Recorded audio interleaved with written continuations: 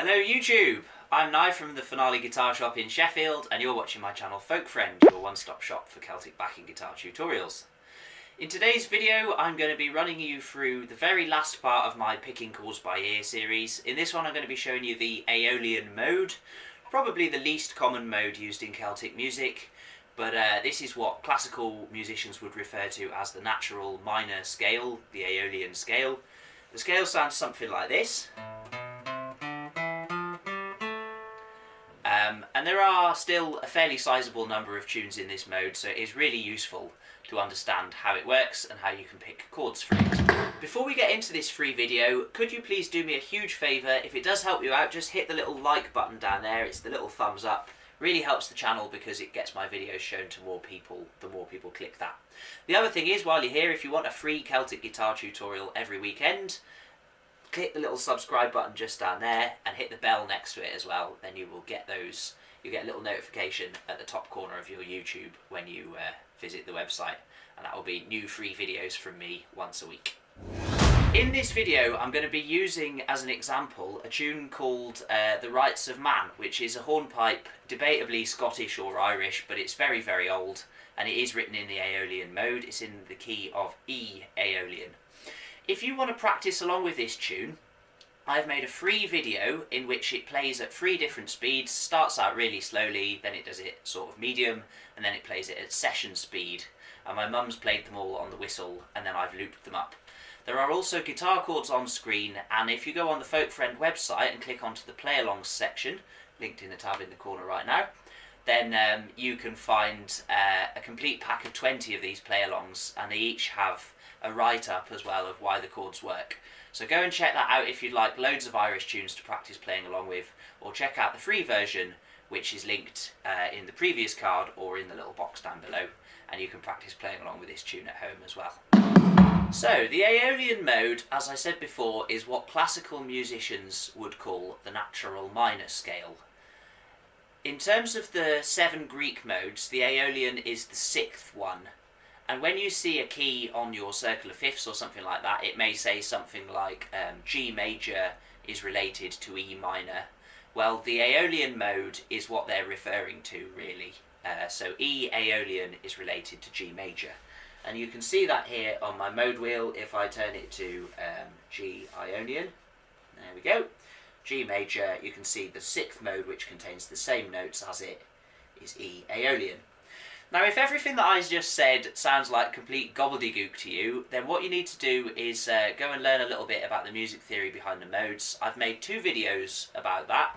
One of them is linked in a card in the corner right now, and that will show you what the modes are and how they work. And then part 2 is linked from that, and that shows you how that affects what chords you can play in a key.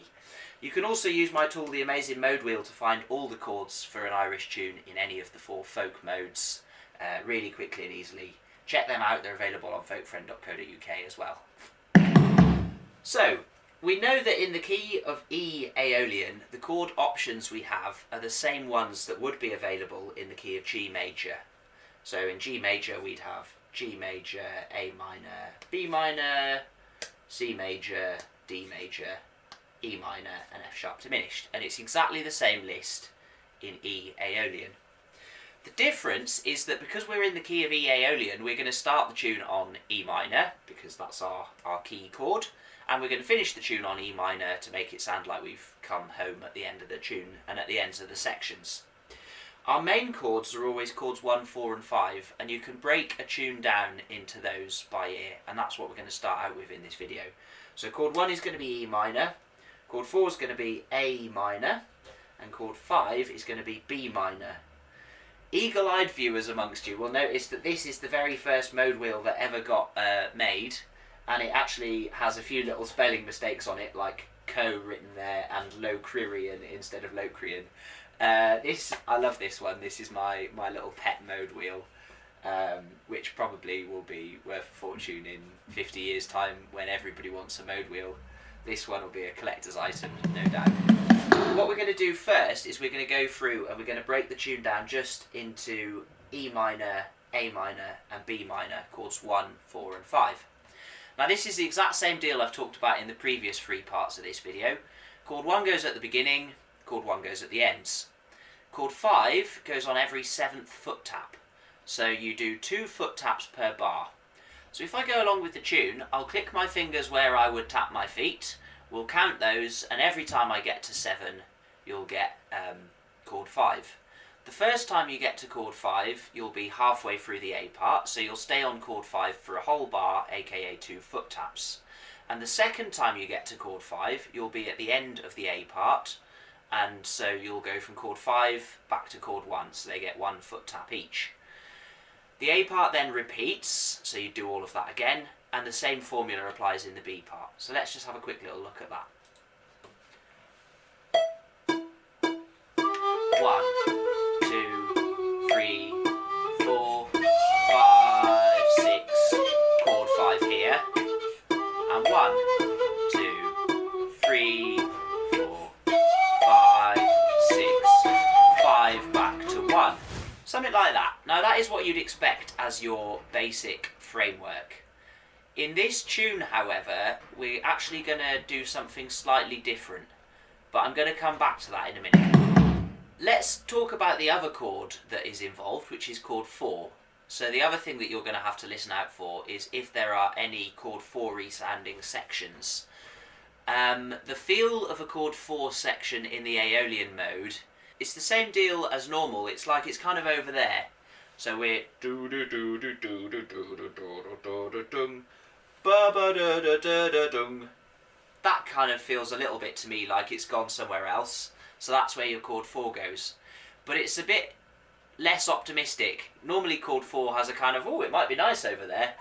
In this, chord 4 is very much like a drudge, you know. It's like the office party that you've got to go to where you hate everybody there. It's not like if you're in the Ionian mode and you're going, oh, it looks nice on the other side of the fence there, let's go on holiday, you know.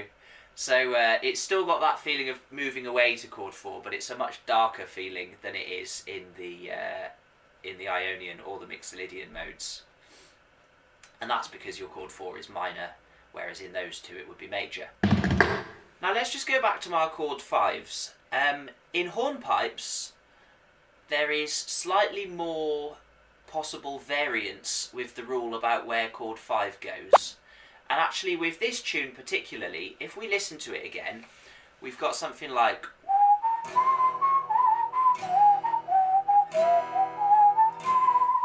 that's our chord 1 bit. Then it kind of feels like it goes away somewhere else, so I'm going to put chord 4 on the next section.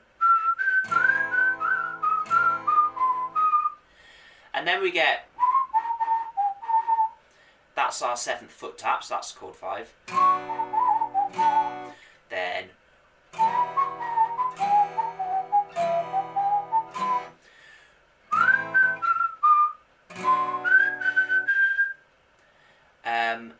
something like that is what I do there. And the reason for that, that's the 5th and 6th foot taps that I've just put chord 4 and then chord 5 on. And then for the last bar, the 7th foot tap and the 8th one, I would do that. The reason for that is I'm trusting my ears on this. That's moved away, that's chord 4. Then we've got a section which is going like that. And if you think about the dominant beats in that bar, because the dominant beats are the ones that you're picking out when you're listening for what the right chords are, we've got as our dominant ones. So the notes that you've got there are B and F sharp. And B and F sharp, if you look at them there, they are the root and the 5th from a B minor chord. And when you're thinking about picking out the chords, what you're really listening for is notes from those chords on dominant beats in bars. So chord 1 has got notes 1, 3 and 5 from the scale in it. Chord 4 has got notes 4, 6 and 8, which is the same as 1, just up an octave. And chord 5 has got notes 5, 7 and 9, which is the same as note 2. So having that F sharp there, which in the key of E minor is our 2nd note, note 2 only appears in chord 5, so that is a dead giveaway that that's where your chord 5 needs to go because of that F sharp. That is why I have put the chord 5 earlier because there's such a clear indicator that it needs to go there. Then in that final bar of the tune we get something like... So that is basically all E. So it's very clear that that is where your chord 1 goes. So we're still resolving from chord 5 back to chord 1. We've just done it slightly earlier than you would normally expect to. But like I say, in hornpipes there is slightly more variation in where that chord 5 to chord 1 resolution happens. So just trust your ears. If you're hearing the notes from chord 5, which in this case is B, D and F sharp, in a bar, then it's probably a chord 5 bar, even if it's slightly earlier than you would have expected it to be.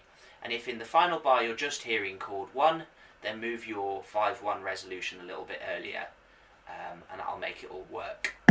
So that gives us one potential option for the chords, which is something like this on the wall behind me. Now, just to be clear, the chord 4 section that I've put in, that section could be kept on chord 1, but I think it adds a bit of variation to put chord 4 in, and that's a general rule of folk backing, that if you do have no clear-cut chord 4 sections, then you can replace a section that could be chord 1 with chord 4, and it'll always sound fine.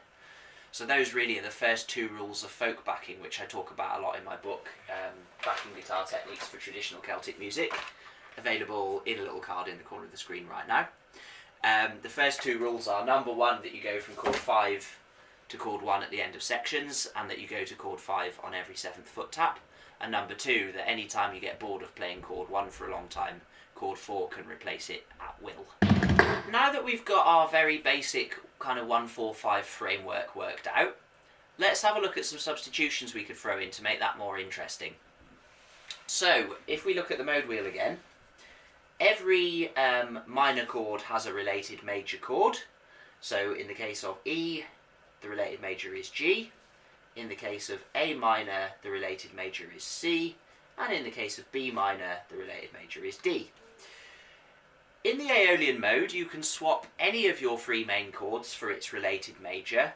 Bear in mind that chord 5, if you're in the Ionian mode, can never be substituted. But in any of the other 3 modes, where chord 5 is a minor chord, it can be substituted to its related major chord.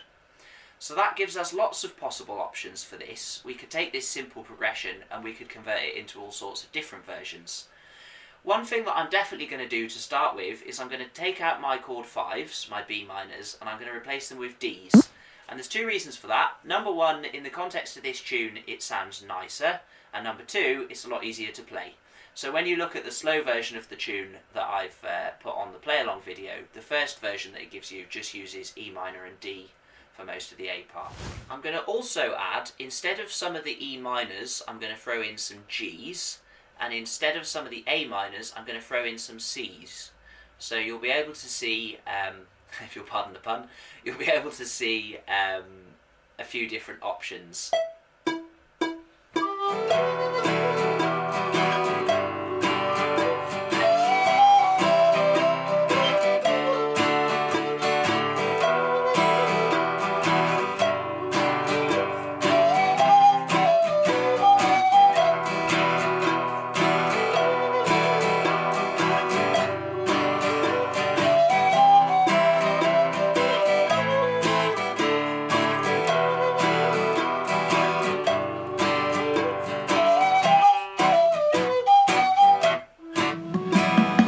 Swapping a few chords to their related majors there, you get the idea. One thing to bear in mind is that if you have a big chord 1 section, you can put chord 4 in it at any point.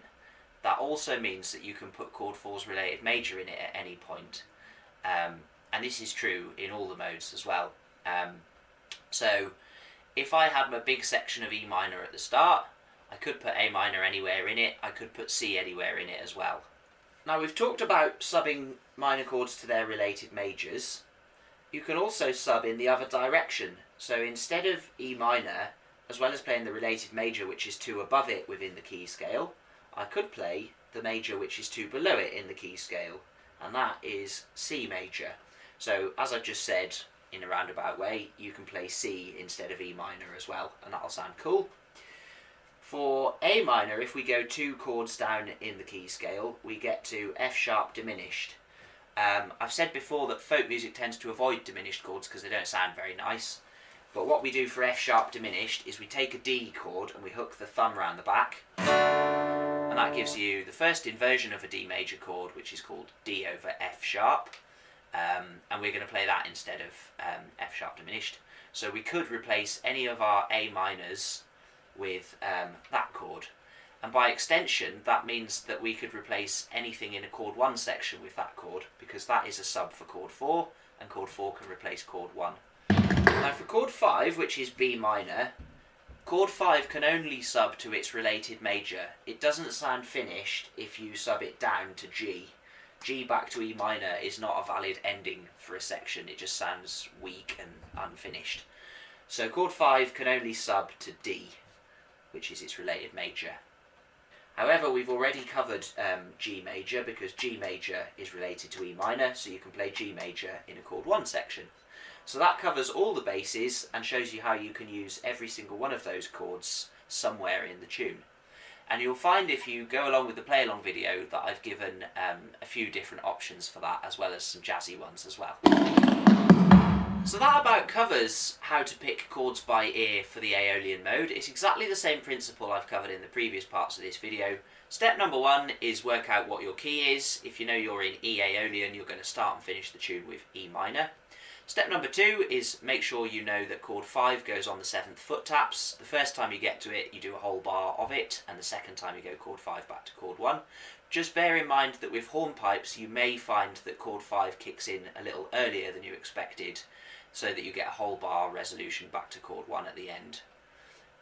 Just trust your ears on that one. If it sounds chord 5E a little bit early, then it probably is, and the thing that you're listening out for is the notes of chord 5, in this case B, D or F sharp, being on dominant beats in a bar.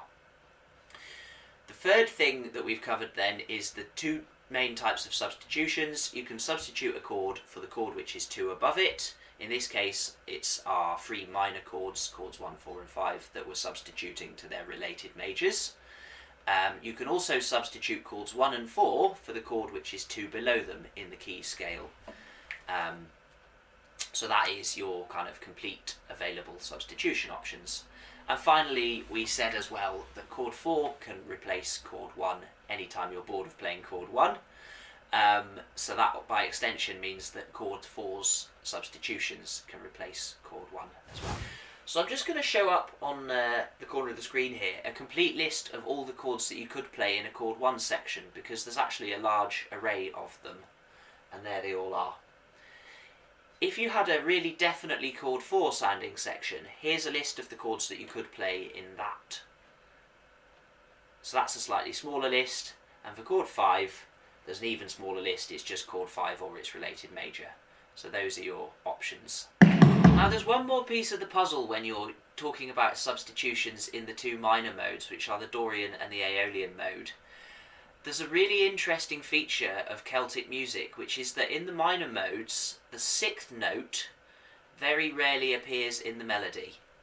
And the 6th note, if you think about it, is the only one which is different in the scales between E Dorian, for example, and E Aeolian. I'm going to talk more about this in my next video, in which I'll be showing you how you can use that to come up with some really interesting options where you're blending the chords from the Dorian mode and the Aeolian mode. And I'm going to be showing you how you can fit those in by ear to really give your Celtic guitar backing some really interesting kind of chromatic jazzy features which you don't hear very often. So that's coming out next weekend. If you want to get that straight to your inbox for free, hit the subscribe button down there, hit the little bell next to it. You can also find absolutely loads of great folk guitar content on folkfriend.co.uk, loads of free videos on there. You can get the 20 play-alongs as well on there. All my books are available there, and various other things like strings, capos, tuners, and so on and so forth. So go and check out the website.